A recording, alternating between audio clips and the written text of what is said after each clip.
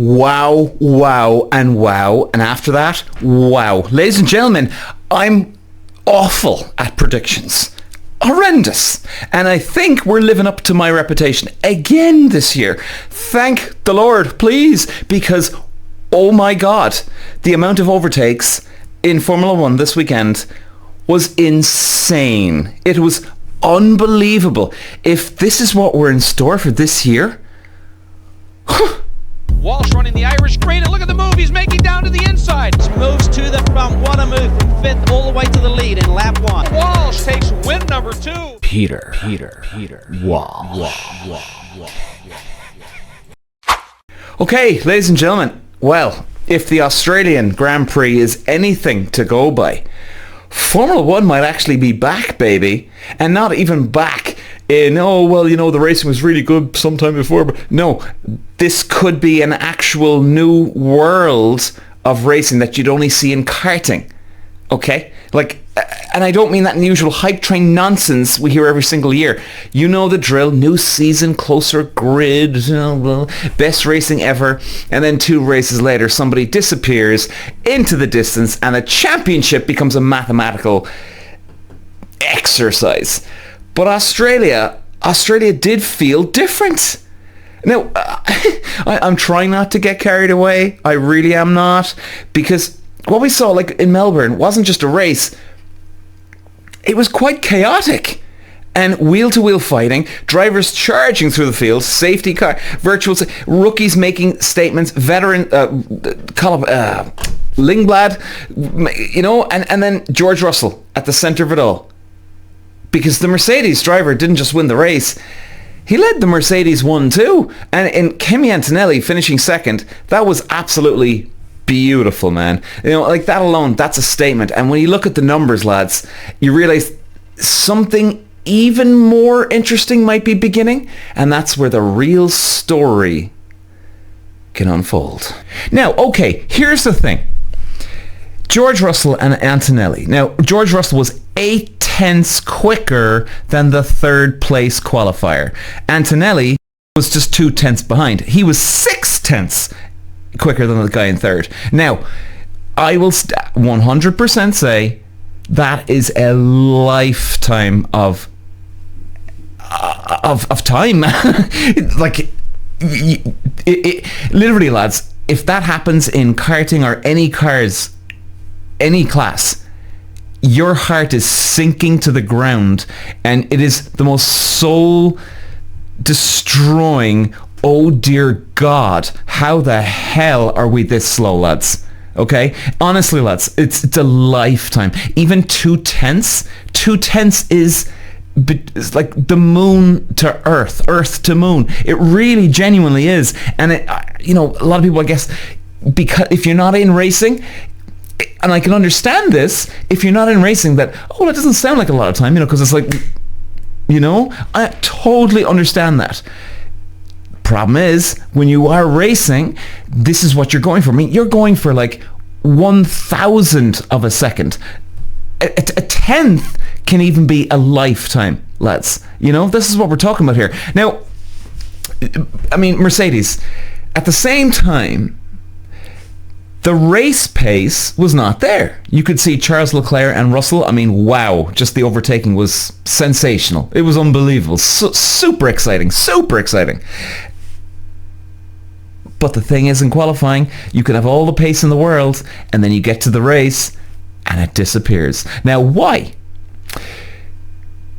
Different race setup is crucial. You have to have the car that will last... I mean, it's a marathon.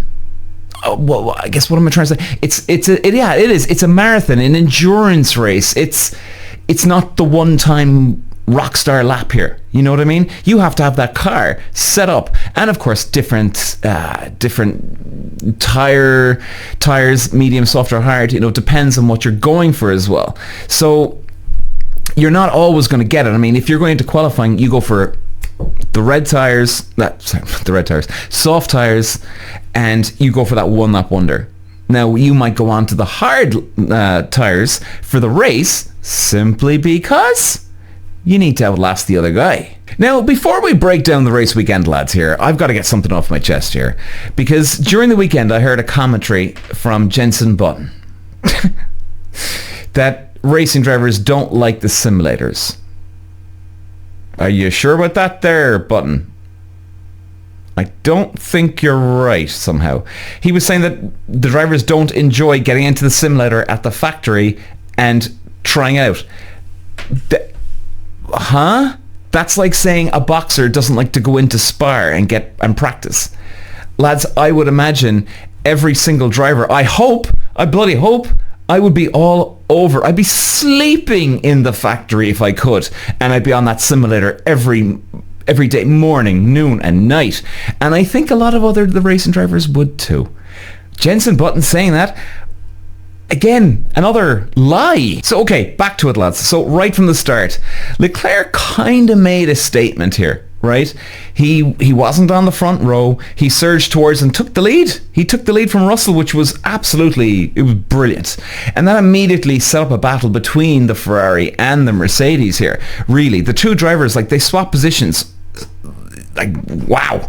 In fact, I don't even know how many times they swapped positions. It was incredible. Proper racing. This is the stuff you'd see in karting, lads.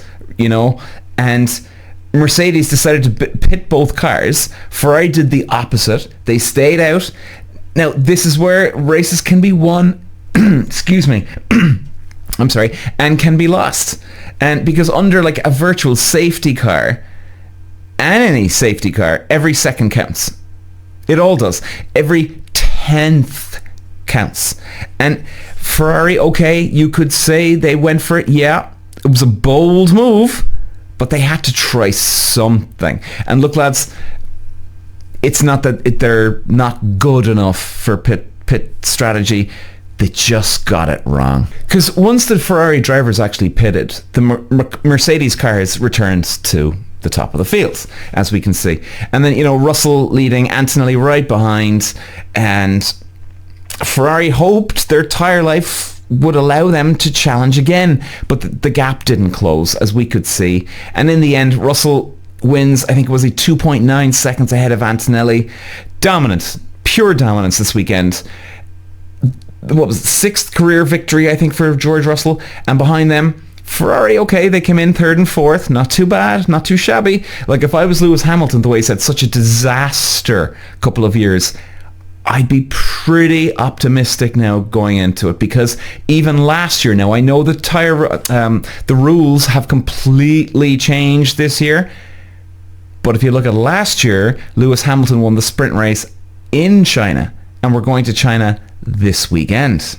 And Max Verstappen started 20th, and he got up to 6th place, lads.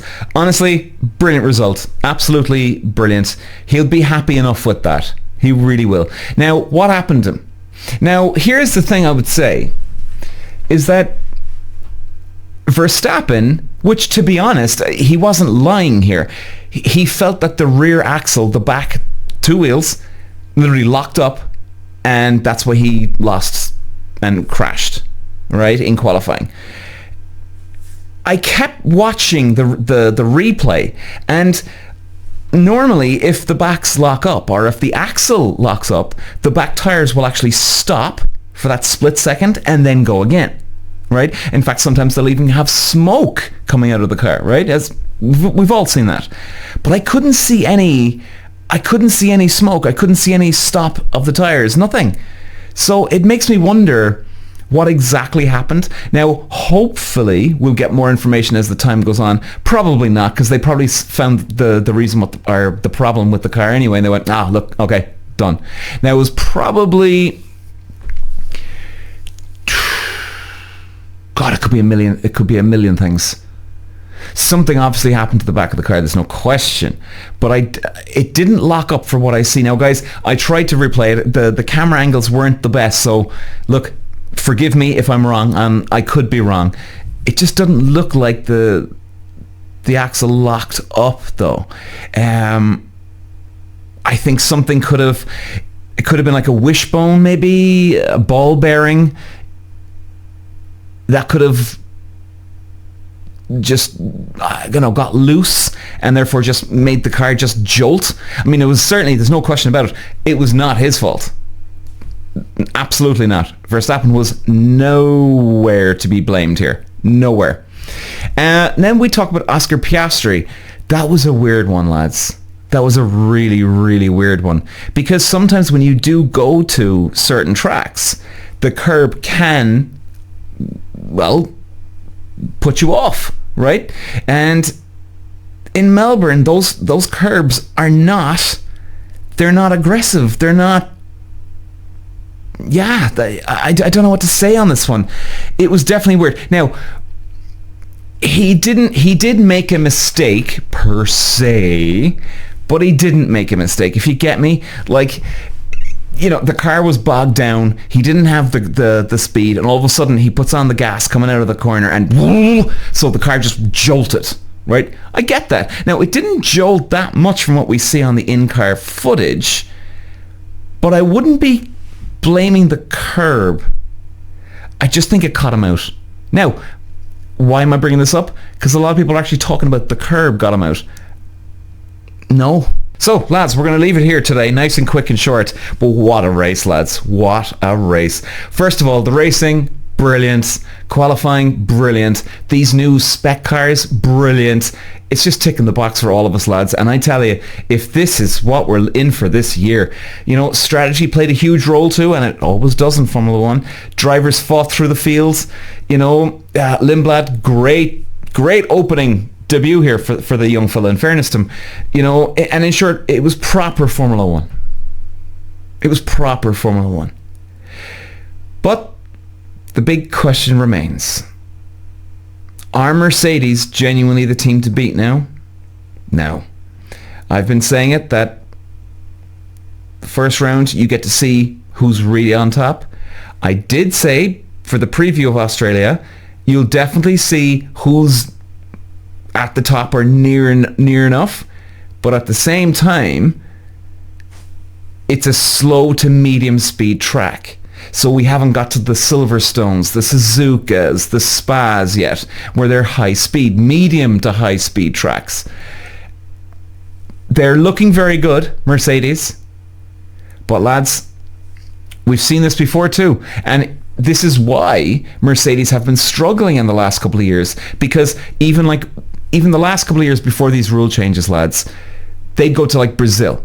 They were dominant at Brazil, right? And other couple of tracks as well. And then they'd be nowhere. And why? Because they had the grip and the speed and the balance, mainly the balance, okay? That's the most important part. The balance was very good for a Brazil type of track. Now, Brazil is kind of what? Medium speed track overall, I guess. You can argue me on that one now, but like, it's not high speed. It's not. And even then, their car wasn't necessarily perfect for medium speed, and that's why they did struggle in other tracks, because in Brazil, the camber and the camber of the corners, so the way the corners are sloped like this, that actually helped their car. So the camber was a huge part of their success at places like Brazil. So again, we can't bank everything on it. They're looking bloody good, that's for sure, because guys, 8 tenths, I mean, that's not like, well, you know, their car's pretty good. 8 tenths is like, oh Jesus. Because even if they struggle now at the medium to high speed tracks, that 8 tenths might not be 8 tenths. It might be 2 to 3 tenths. Like they've so much time available to them. Do you know what I mean? That it could dramatically shave down. Now, then again, this weekend has caused a lot of upsets. The cars have been acting very weirdly, as we all know. I mean, Jesus, I feel like a rookie. I'm like, huh? What's going on with these cars, man? You know, it's very bizarre. Everybody's learning. Even Jenson Button was saying that. Anthony Davidson, I think, maybe I'm wrong. But one of them was saying that, you know, everybody's learning about this stuff at the moment. So you could see at China, the next few rounds, Mercedes, yeah, maybe on top. but I wouldn't rule it out just yet for the other teams, especially Ferrari, actually. Ferrari looking bloody good. And it might just take the teams 1 or 2, maybe 3 races to just get the car bedded in, I suppose you could call it, warm it up, right? Or just fix the teething problems. I mean, hell, Jesus, even we see Adrian Newey, the greatest aerodynamicist of all time. Look what's going on with these fellas. I mean, these guys are just, it's almost like they have a Formula 2 car out there, a Formula 3 car out there versus the Formula 1. I mean, it's amazing. So it's great for us, no doubt. But anyway, guys, we'll leave it there today. We'll be back for the China preview. Oh, can't wait. Walsh running the Irish green, and look at the move he's making down to the inside. Moves to the front. What a move from 5th all the way to the lead in lap 1. Walsh takes win number 2. Peter Walsh.